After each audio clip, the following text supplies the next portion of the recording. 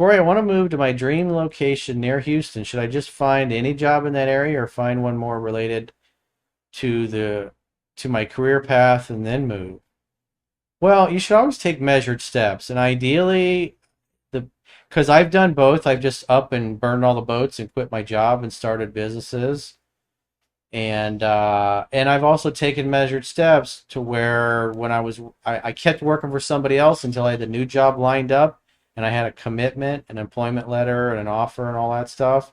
Then I put my 2 weeks notice in and leave on good terms, and then I would take the job and move. And so what I would do if I were you, I would take a vacation to Houston, fly in for like the weekend, drive around the neighborhood, find you gotta drive through an area because it's one thing to look at a map and look at houses like on a realtor.com or something or Zillow or one of those websites.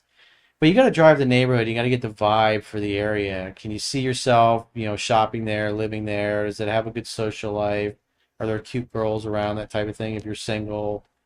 And because some places look cool online, and then when you drive around, you just don't get a good vibe. And other places you're not sure of, and you drive through, and it's better than you expect. So you should go and drive some of the areas in Houston that you're considering moving to and living in, and find out what it costs, find out what's available, and you should line up a job, do some interviews while you're there. Maybe you take your Friday off and you take the red eye or something early in the morning and get there Friday morning and do some interviews in the afternoon with people that you lined up over the phone, like on your lunch break or your coffee breaks or whatever from your current job.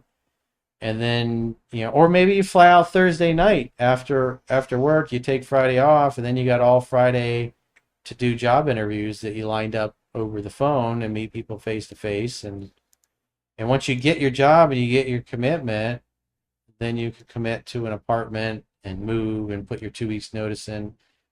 That's just a better way to do it. Unless you're a trust fund baby and you're independently wealthy and you don't need cash flow, then it doesn't really fucking matter.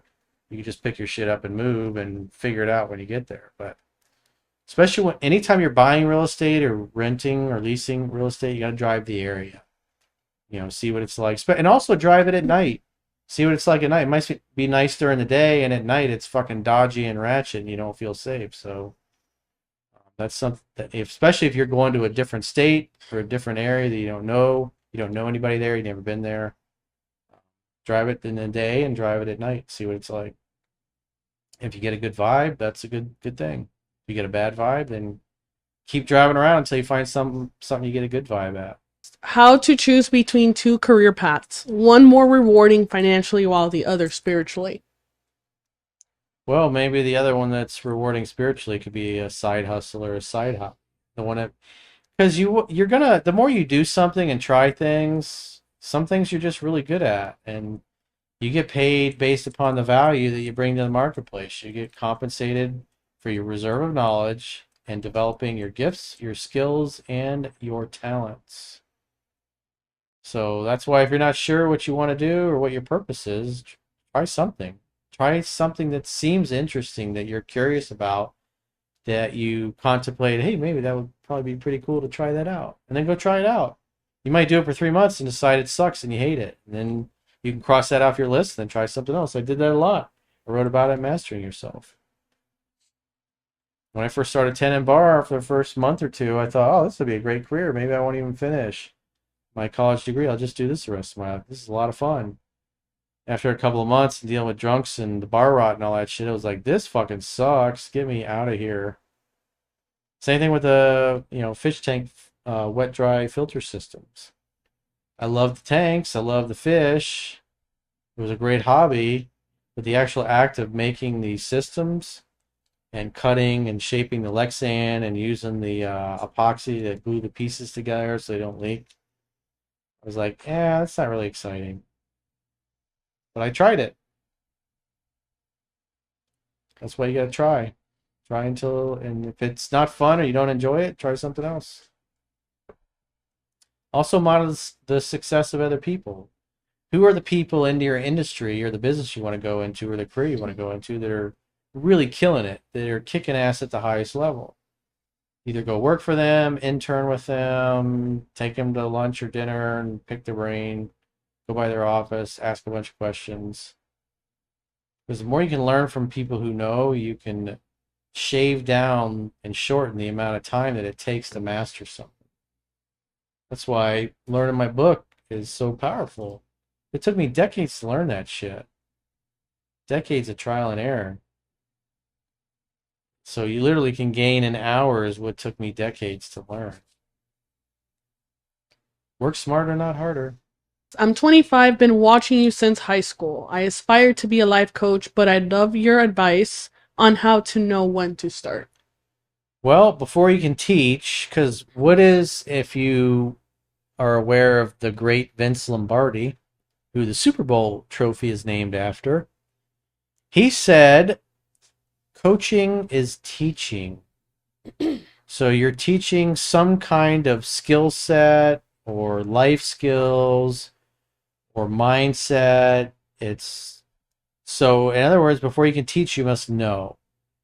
So when you become a Jedi Master at something, let's say you're a young guy and you decide that you want to overcome cold approaching women in public because being on the dating apps suck, and you want to help other guys that are scared to just basically be a social person when they're out and about. And so maybe you do pickup boot camps and you take guys out to nightclubs or to do day game or whatever it happens to be because you're a social person and you want to teach other guys who want to know how to do that, but have limited time to learn it. Maybe that's how you do it. Maybe you focus on the pickup phase, which is like young guys, that's great for them to do that. Me personally, at 55, I'm not going to be out on the street, taking a bunch of 22-year-old, dudes around on teaching them how to talk to girls in public because I have zero desire to do that. I like to deal with the more complex life and relationship issues of people that are in relationships, or people are trying to figure out their purpose, or they got a marketing issue with something with their business, or they work for a Fortune 500 company and their boss is an asshole and now an impediment to them, getting a raise and continuing to advance in their career. So I enjoy those things just because of the life experience that I have. So if you're going to be a life coach in something, what pain can you solve? And what thing did you used to really suck at, but now you're a Jedi Master at? So that should be the starting point. Master something first before you want to teach it. Because people look at what I do and they go, oh, I want to do what Corey does and be rich and successful like him. But you don't understand, it's easy to look at me. I've been doing this for multiple decades. I got tens of thousands of reviews across all platforms on my books and stuff. So I have a lot of credibility and people have been applying my stuff for decades. And there's chat rooms, there's just, if I was full of shit, it would be everywhere, but it's all over the internet that shit works. And on top of that, lots of people have learned it and taught different facets of it. Watered down versions of it for the most part, but maybe some guys focus on pickup game. Because I've seen a bunch of pickup guys that are younger, which I think is a young man's game anyways, because that should be a rite of passage. If you're young, you're a teenager, you're in your early 20s, you need to get good at approaching other human beings in public, and not just women to date, but just other human beings in general. If you want to raise money for your company, you want to make new friends, you want to network and meet clients, it's like you got to be good at small talk. And that's an essential skill as a human being, to be able to talk your way and influence other people to do the things that you want. So it's super important. And so I've seen some of the guys that when they're doing pickup, it's like they're literally teaching the things that I have taught and say the things that I teach, and they're out doing it. And I'm really happy about that. It's good to see those guys doing that. And it's because that's the piece that they master because they're young. I mean, if some dude's 25 years old, he's not going to be used to having relationships for multiple years or multiple decades or multiple relationships. He's going to be good at pickup and meeting girls and dating and seducing them, which is really is a starting point in this process. And so it's, what are you really great at that you used to suck at?